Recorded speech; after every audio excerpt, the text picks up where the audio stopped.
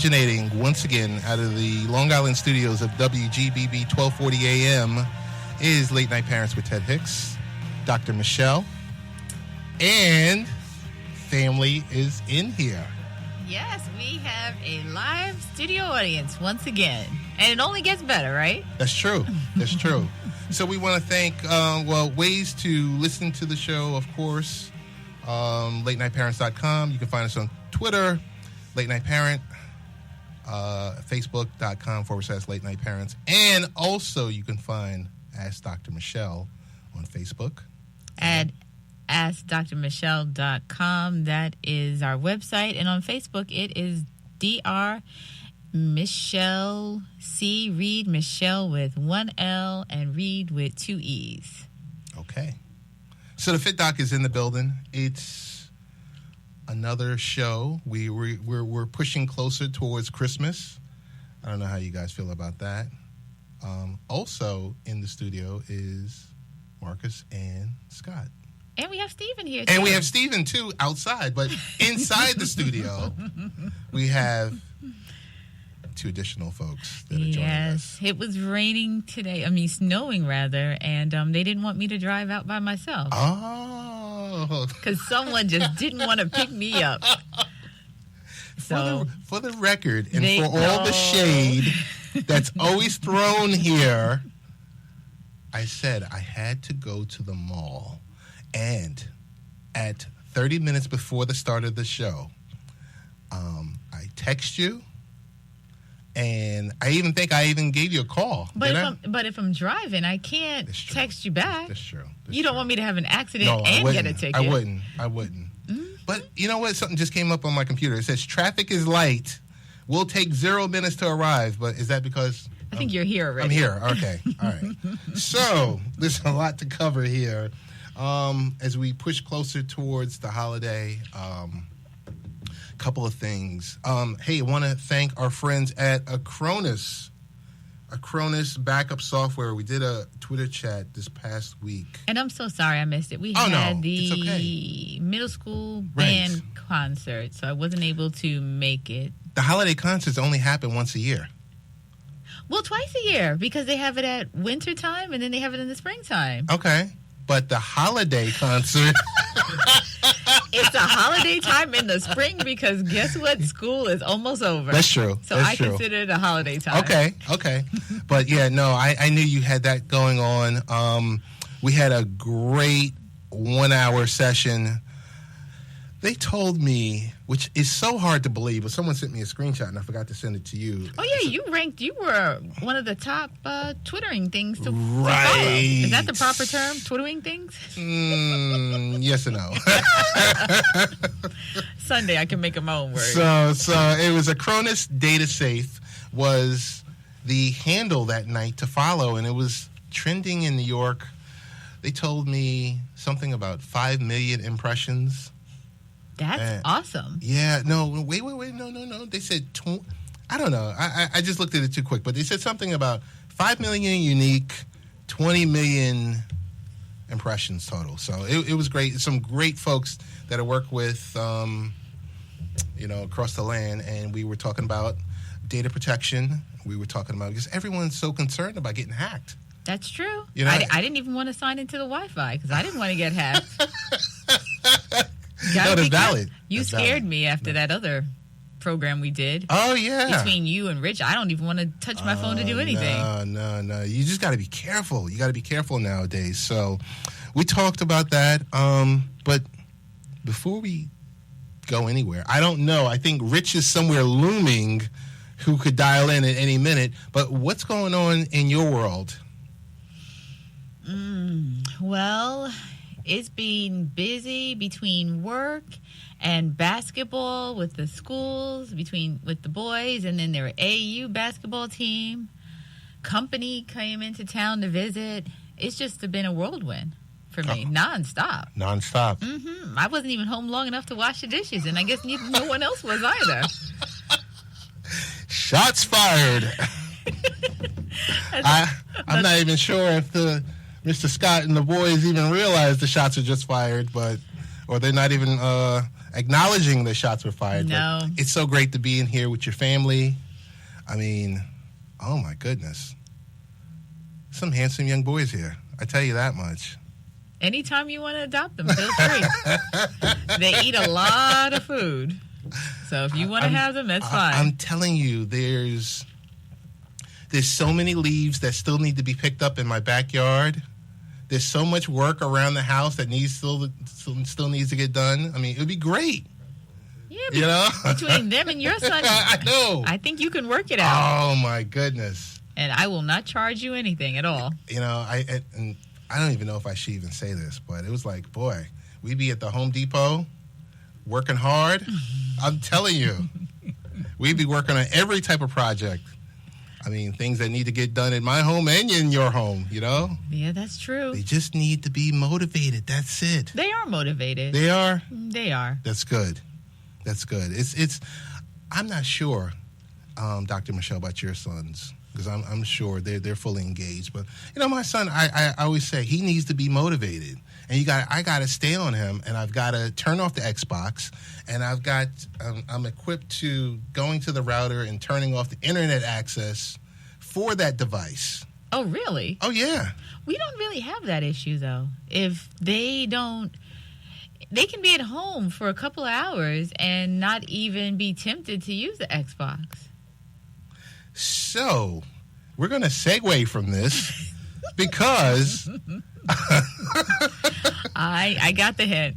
In the queue, our good friend, and we will work through some of the items that we have queued up, but none other than Miss Drexel Gilbert is in the studio now. She's online. Drexel, how you doing? Hey, I'm doing great. How are you doing this evening? Pretty good. Dr. Michelle and I are here, and hey, we got a message about maybe 45 minutes ago that you were ill. Rebounding is a wonderful thing. Okay. We need to know what you did. Lots of echinacea and vitamins. How about that? That's the best way, and rest too, right? Absolutely, as they say. That is perfect. We want to thank you so much for joining us and rebounding so quickly from whatever ailment that you were dealing with. Thankful to those vitamin B or B12 tablets you were taking. And vitamin C. All of them. Echinacea. I'm all about the echinacea, guys. Perfect. And I'm guessing, the subject matter for tonight is 30 Days to Better Love, a guide for men. So, right. And Drexel, as we had this conversation, I want to let you know that Dr. Michelle is here and her family is here in the studio, and also her husband is here. So awesome. It's going to be an awesome topic with, kind of figuring out what do we do to put that spark back in that relationship. And he's asking the question not from me, okay? just so you know. Totally understand. It's interesting. My background is in journalism, and which is one of the reasons why I really wanted to rebound for you, because I know what it's like to have a guest cancel at the last minute, and that's not a good thing. But and all of the stories that I covered in almost 30 years, I realized that it didn't matter if it was the story of the first New Year's baby or if it was a criminal or political story. Everything really, really in life comes down to relationship. And so I started just here and there gathering information as I went along, and I started observing marriages and partnerships that withstood the test of time and those that kind of faded away. And I just started talking to people and gathering research. And one of the things that I learned is that men and women who are involved in long-term relationships, they want these relationships to work. But life just kind of takes its toll. We stop holding hands and we start holding diaper bags and briefcases and book bags. And we stop watching sunsets and we start watching the stock market, And so we forget about those things that brought us together in the first place, that made everything pop and sparkle and be bright and made you want to just rush home to see your significant other at the end of the day. And so I put together this book, and literally it is 30 days of very simple and easy things that men can do to reach out and bring that spark back. Not that they've done anything wrong up to this point.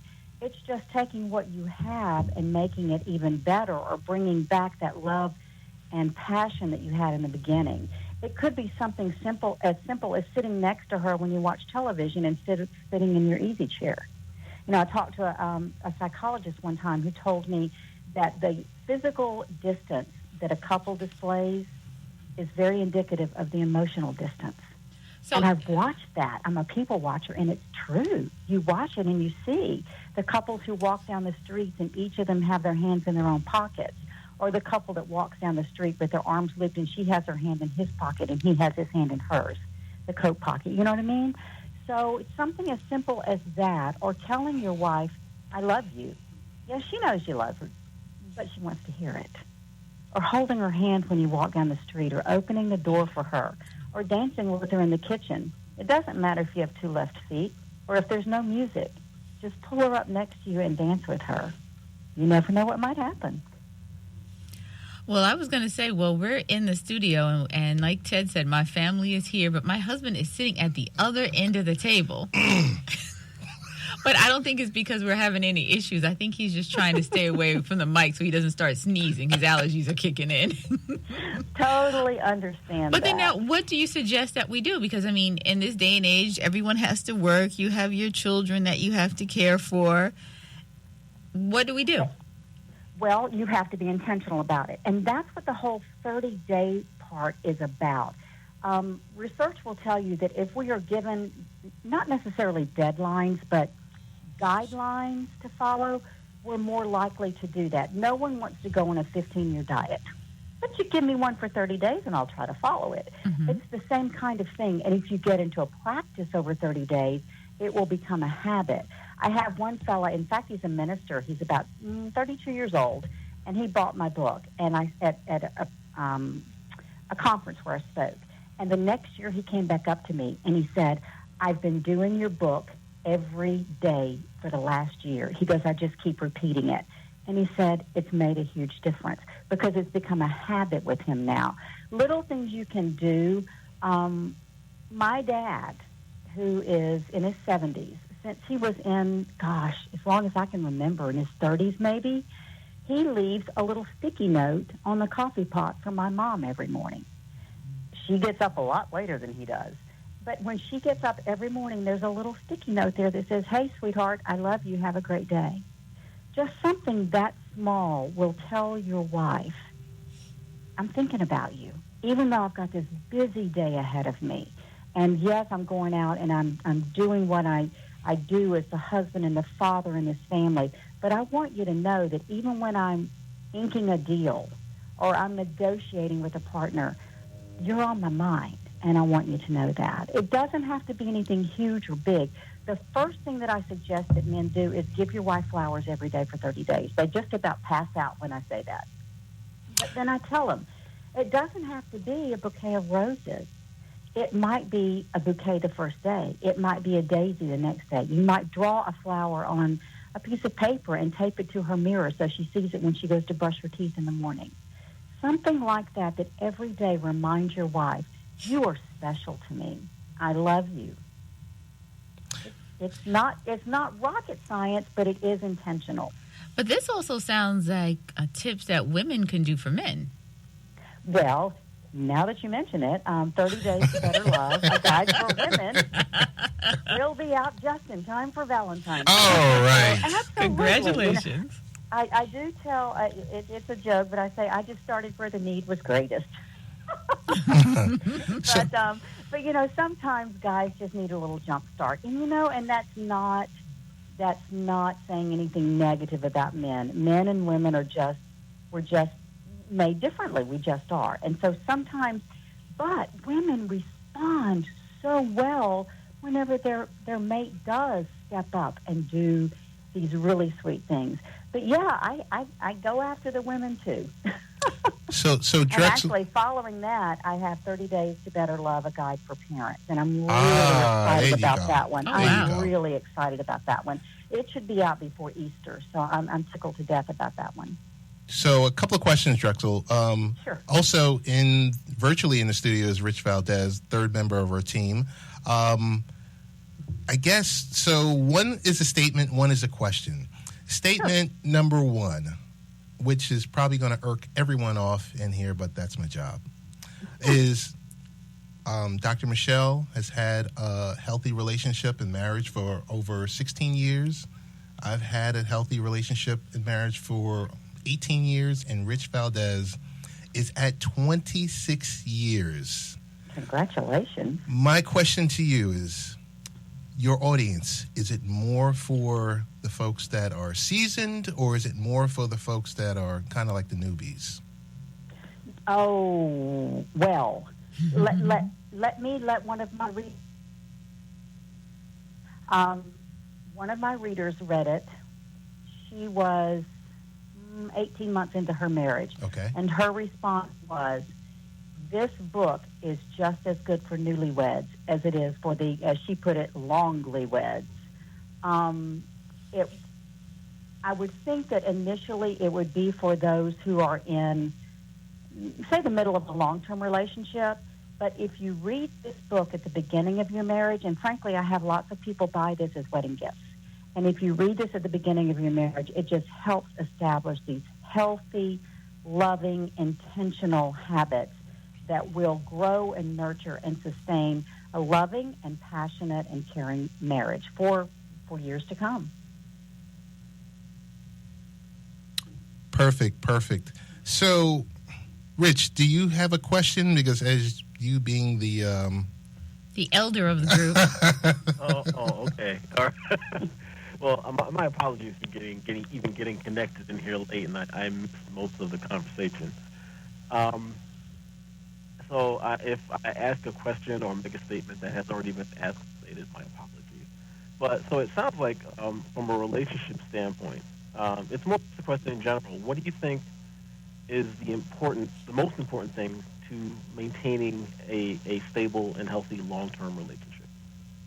I think the most important thing to maintaining and sustaining a healthy relationship is to be intentional and to understand that, yes, diapers, bills, washing the car, paying the mortgage, all of those things are a part of our daily life and part of our relationship.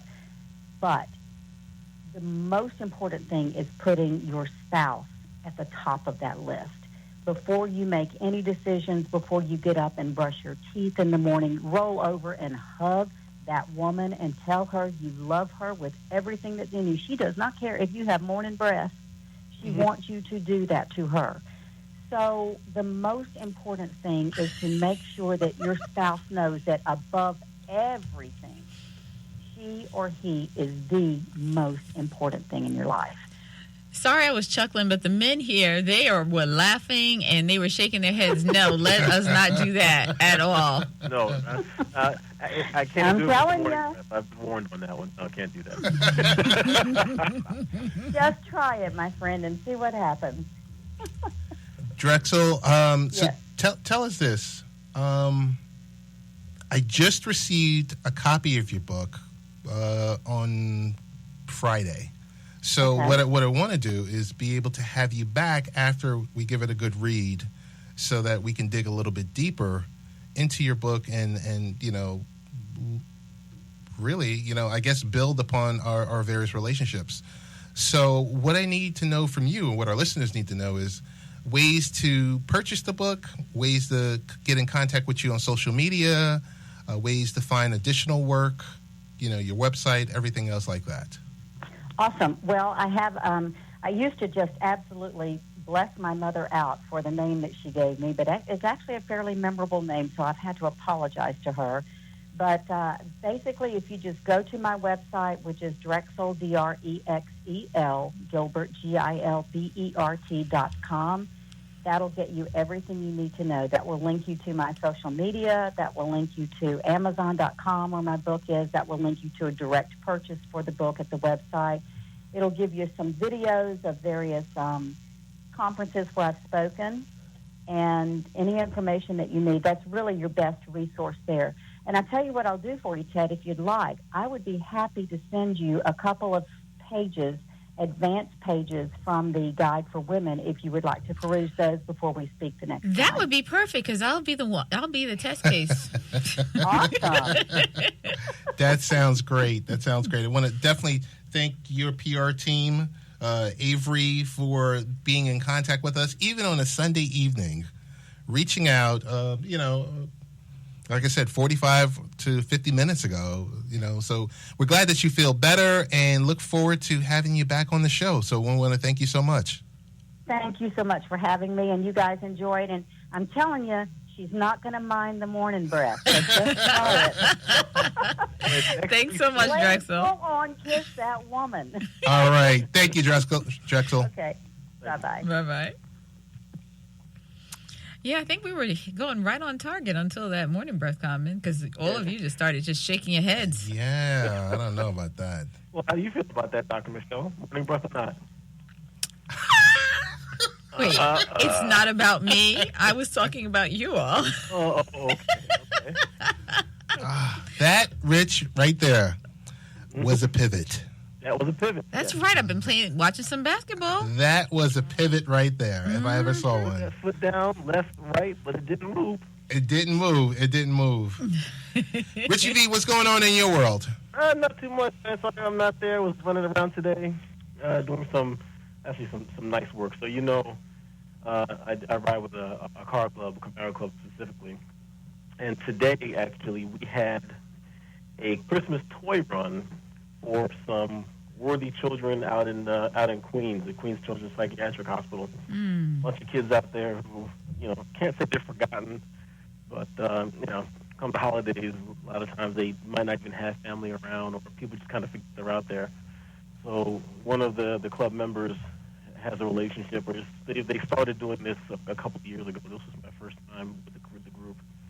And we had about 25 cars, and I couldn't tell you how many toys. I got some pictures of it. But we made a bunch of kids very, very happy today. Aww. So I spent my day out in Queens. That's why I was running late, and that's with the snow and everything else. But it was a good day. Again, New York City Camaro Club, good job, guys. And all the children out there at Queens Children's Psychiatric, New York City Children's Center. It was great being there for you guys, and hope we can do it again soon.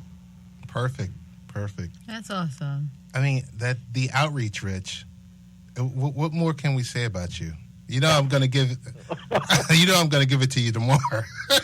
That's all right. Yeah, I'll take it. It's okay. And the side note on it is, it's a place that before you and I met, Ted, that long ago, I used to work at that place. Really? Oh, wow. Yeah. And they let you out? And they let me out. And then they let me back in. And they let me back out again today. So, Rich, I can't even fathom a place of where you worked at when you and I didn't work together. It's just been so long. Was there a time? I don't know. I got to double check it again. You got to think about it. It's one of those things. But as always, so hey, at segment 3, we have Mark Singleton, VP of Rudolph Foods, who's going to join us. Why does this matter? This matters because it's, you got to, what did he say? You got to crawl, walk, and then run. Mm-hmm. You got to crawl before you walk. Yeah. Working on getting Mike Ditka to call us. Oh, that would be awesome. So hopefully in January he will call us. And as it leads up to his foundation, the Gridiron Greats Assistance Program, there's a lot of work that is done to those former NFL players that are in dire need of, whether it's financial assistance, medical assistance, all the above. You know who I would like to get a conversation with? Someone at the league to ask them really what they do for these guys, especially the young guys who come in thinking they're superstars or that are superstars. And, they put in there 4 or 5 years, they've got their X amount of millions, and that's it. Someone really try to guide these guys and help them form, something that they can do for the rest of their life, something that they can sustain with their money, because you hear those stories just way too often. I'm going to say this. A few years ago, I was able to interview Damani Dawson, Hall of Fame center for the Pittsburgh Steelers. And we talked about this. And the only reason I reference him is because I was speaking with his agent before I actually spoke with him. And the agent said, don't ask anything about his, I just lost my train of thought. Don't ask anything about him filing for bankruptcy. Okay. Because 70% of these retired NFL players, whether it's retired or, out of work NFL players, do file for bankruptcy. Wow. So with such a large number. But I had a really good conversation with him, and this was offline with Damani, and he said, Ted, you can ask whatever you want to ask. Okay. So what I'm gonna do is, number one, see if the number is still valid, and then try to get him on the line to talk about stuff like that, because you kind of wonder, it's you hate to say, I mean, especially since our next guest is coming up in the queue. I don't want to say the NFL's a meat market or it's like a factory or anything like that, but it's a business. Yeah, it's a business. It's a business where you have to sustain as long as you can, and you hope that you have the right people in place to support you. Some of your, because if you don't, we've seen it. We've seen that those people out there. But Ron Dixon, who we just had on a few weeks ago, I mean, he's a former NFL player. Yeah, that's true. He doesn't seem too worse for wear, I guess. But it sounds like he's got himself some businesses that he's working on. He's done more than just made football his life and afterlife. That's true. It's last thing I'll say about it. I spoke with someone yesterday out in Orlando, Florida, looking to. I can't drop their names yet because it hasn't been approved. But 2 former Dolphins that are willing to come on and talk about the business behind the NFL. Oh, okay. So we got a bunch of things lined up in the queue for 2017 because, I mean, hey, it's the most marketable sport, and Super Bowl is right around the corner, and, it's big business. Yep. When you're making, revenue of $11 or $12 billion a year. Right. It says a lot. So with that, I mean, I'll segue from that because I don't want to beat a dead horse. Nah, because it just seems like I'm coming off as being negative. But you know what? The same thing applies to all the other professional sports, too. You make a lot of money, you get your injuries, and what do you do from there? But, I mean, with football, we know how traumatic that can be because it's affecting the impact on your brain. And the lack of guaranteed contracts. Right. Football seems like it's just, it's like you said, not beating a dead horse, but it gets the spotlight because you do not have that 8, 9, 10-year average. No, you don't. You're in there. If you make it and you get to play NFL, you make it to the big league. 4 years is the average? 4 years is the average. And that's what Scott is in the studio tonight talking about, letting us know, and that the fact of the matter is, like a Derek Jeter or, who's played the NBA very, very, Kobe Bryant, they were playing 20 seasons. But that's rare. That's rare, but it's guaranteed money, and every once in a while you'll see a Peyton Manning or a Brett Favre that has a long, stretched-out career. Most of these guys, they're in and out. I mean, we think about the guy who was just killed, Joe McKnight. I mean, he was the hottest thing, and then he's in and out of the league in 3 years, and you don't hear about him. So, I mean, there's a lot that comes into play there. Dr. Michelle, since you... I tell you this much: you see this from a point of view or perspective because you are at a lot of games.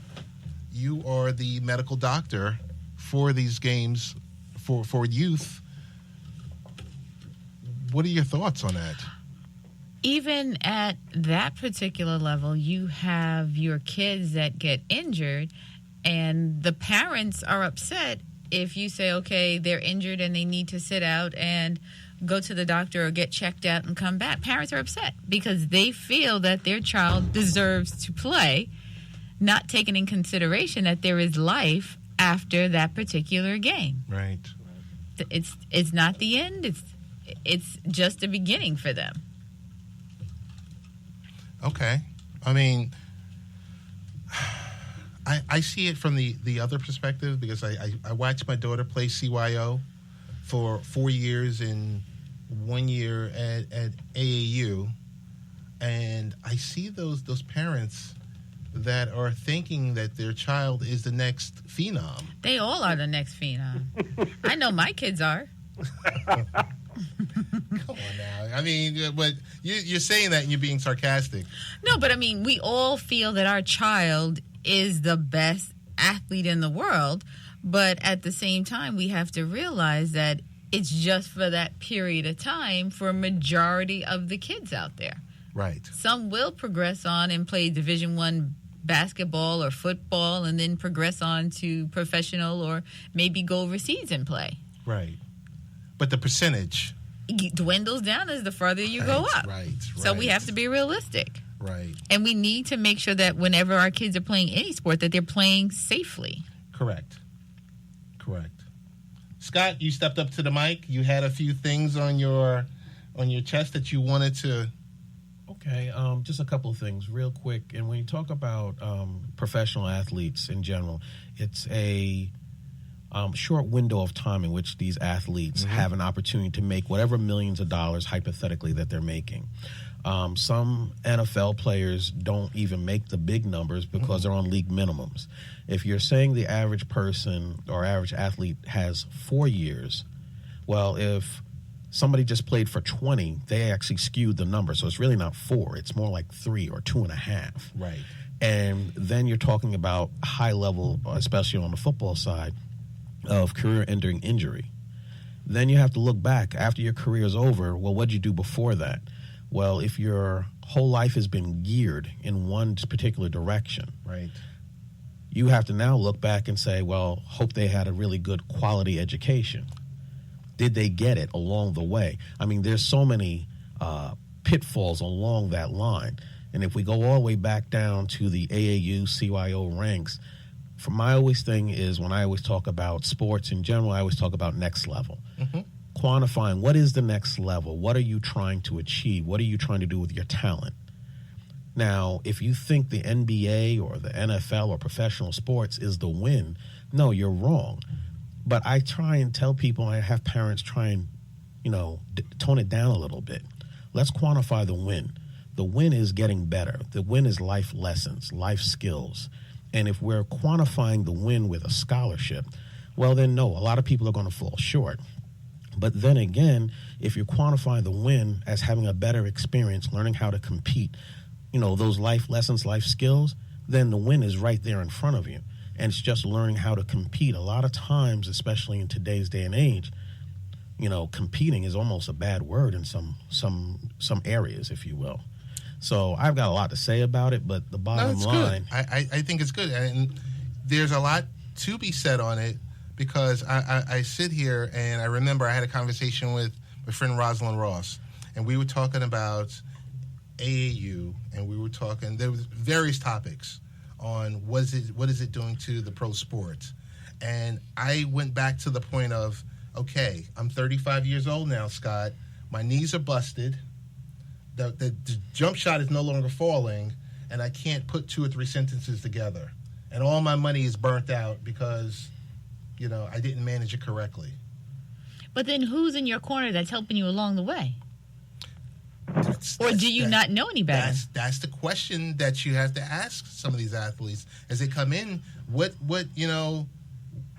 the framework? What's the foundation for them as they come into these leagues nowadays? Okay, but the foundation started even before that.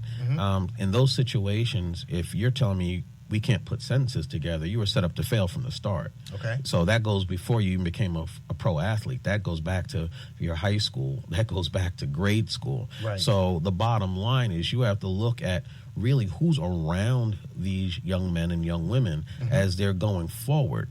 the day of just being able to put a ball on a hoop and thinking that you're going to matriculate and be NCAA qualified, those days are over. Right. I mean, there are requirements, and there are a lot of young athletes out there right now that have what you would call next level talent, but don't have next level grades. Now, you have to question who's around these young men and young women. I mean, that's where you have to look at it, because if they didn't have the proper guidance and they're formative, they're not going to just get it now. True. It's just, I see it as, and these are usually discussions I have on the podcast, where you have the young man. Do we even discuss Johnny Manziel? Maybe not. Maybe tonight, because usually we talk about the young man who was in the projects, who had his family, who had to get his family out, who goes to school, who's pushed through all his life, and then he goes to college for 1 year. He attends the first semester, and then he's out. Why? Because he's thinking of the dollars down the line. Correct. Okay? So, it's wrong all the way, and then, do we even talk about Ben Simmons? He was kind of like, hey, I'm just here, and then I'm out the door, and, he busted his knee. Right. So the question is, number one, they get that first check, they blow through it, they don't know what to do, Scott. Then what? Because year 3, year 4, they're out the league. You're absolutely right. I mean, that is the one and done scenario. Right. And let's be honest, when we talk about one and done, that's a plan. Mm-hmm. It's geared. They've been geared for that. Educationally, they've been geared for that. They've been geared for that. I always like to look at it this way, and maybe I'm wrong, and maybe this is not a popular belief, but when we look at who we aspire to be as successful people in this world, be they athletes or be they people in different professions, they're generally unbalanced people. Okay. They're generally not we all talk about well-balanced. What is well-balanced? Well, everybody strives to be successful is not necessarily a balanced person. So this one-and-done athlete, their whole life has been geared for this moment, for that check. What else are they geared for? Nothing. Okay. So at that point, when I'm in college, hypothetically, if I'm in college, I've been geared for this moment. I've got no other choice but to cash in. Right. I didn't just become an academic. Right. That's not on the table for me at that point in time. My academic foundation was somewhere way back. Mm-hmm. We can look at the studies if we just want to get into education for a half a second. Go ahead. But if we look at the studies, they'll tell you that academically you are programmed to be on a certain path by 4th, 5th grade. Correct. So what's happening for all those people, all those lost children in the education system who don't have those fundamentals in the early stages of life? They're already on a path for not success. I don't have the stats in front of me, but you can go back and I remember seeing things like FBI creates their statistics based on academic statistics. Okay. And they try and predict how many jails they need to build based off of academic statistics. And that's starting as early as 2nd and 3rd grade, they said. So if you're already on the path, and we also have to talk about what is demonstrative improvement when it comes to education. Okay. So because if you're not on the path, how much more improvement, how much rudimentary work has to be done to get these kids on the right? So, I can segue and go into a billion different ways, but my point I'm trying to get at is when you get to the pro level or to that decision-making time, that decision's already kind of been made. The smart choice is to take that money because a smart person will say, well, I can always go back to school. Right. My whole life's been geared this way. If I haven't been geared towards academia, I can't work up and say, I'm going to be a doctor today. Right. That's not on the table. Right. Hey, I just want to wrap it back around. I want to wrap it back around on the lines of the parent that doesn't have that realistic expectation. So they come to NX. Sure. And their child is the next star. And let's just say maybe the coach doesn't call their number or doesn't run enough plays, quantifiable for that specific parent because they're a star. Okay. How do you temper that? Well, there are two things. When it comes to, let's codify it for, let's say, basketball, for instance. We have to decide what kind of team are we on. Are we on a developmental team? Right. Or are we on a high-level, exposure team? Now, if we're on a high-level exposure team, minutes are earned. Simple as that. Okay. That's demonstrated through practice, through training, and through actual gameplay. So that, to me, is, basketball is a sport of limited opportunity. Only 5 people on the court at one time. Okay. Even in the best teams that you look at, NBA or college-wise, the best players may only score 2 or 3 of them may score double digits, not the whole team. So it's very hard to make that parent at ease because that particular team may just not be the right fit. Now, if it's a developmental team, well, then, the range should be a little lighter. The coach should be able to get that child in. They should be able to play more, and they need to be able to develop. And you only get to develop through gameplay and through actual practice and training. So, to me, the answer to the questions are very simple for me. Doesn't mean that you want to hear it as a parent. Okay. And it's just one of those things, and you have to find the right situation. We're not for everybody, and not every team is for everybody. And that is the one thing that a lot of parents do is they hop around from program to program to program to program, trying to find the right fit for their son or their daughter because they believe that they're the next biggest thing. But that's a reality, though, and it's something that everyone has to be comfortable knowing that even though my child is a great athlete, he might not be the greatest one, and this might truly be the end of his career or her career. It might not go anywhere past high school. Right. So hey, I just want to jump in and say, just in case if anyone is confused, that we are not speaking with Mark Singleton right now. We're speaking with Scott Kershaw of NX Generation.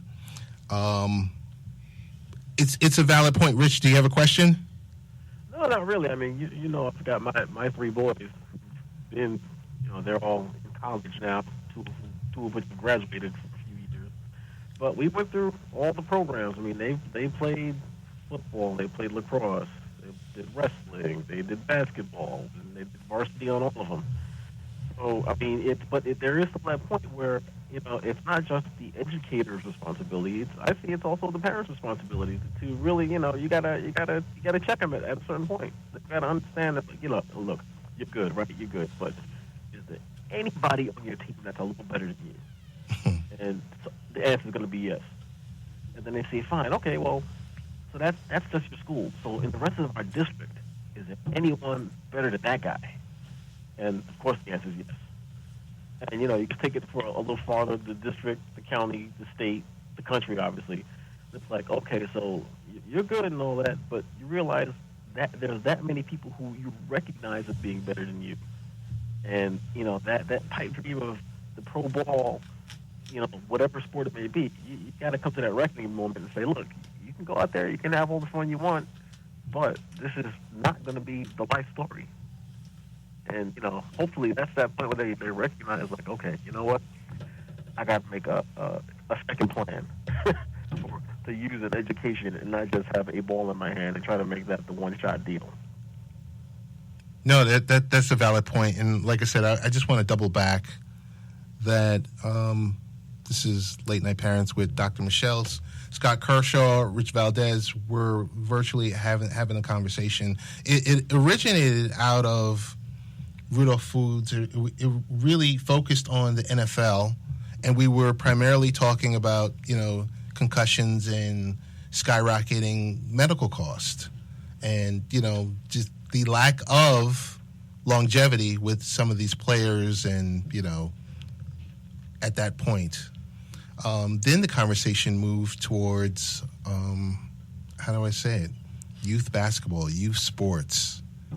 And I guess some of these, some of the parents, their unrealistic expectation. And that's something I know, Scott, you can speak very, fondly about, because I'm sure you're dealing with these parents every day, because some way or another, you have to kind of let them down a nice way. I find it to be not that hard, because it's as simple as going to an exposure basketball tournament. Mm-hmm. And we say, you know what? It's time to test ourselves. Mm-hmm. Let's go out and let's see what it's like to get off Long Island and play in the 5 boroughs. Right. Let's see what it's like to get out of New York State and play an exposure tournament. And it's a whole new world. Yep.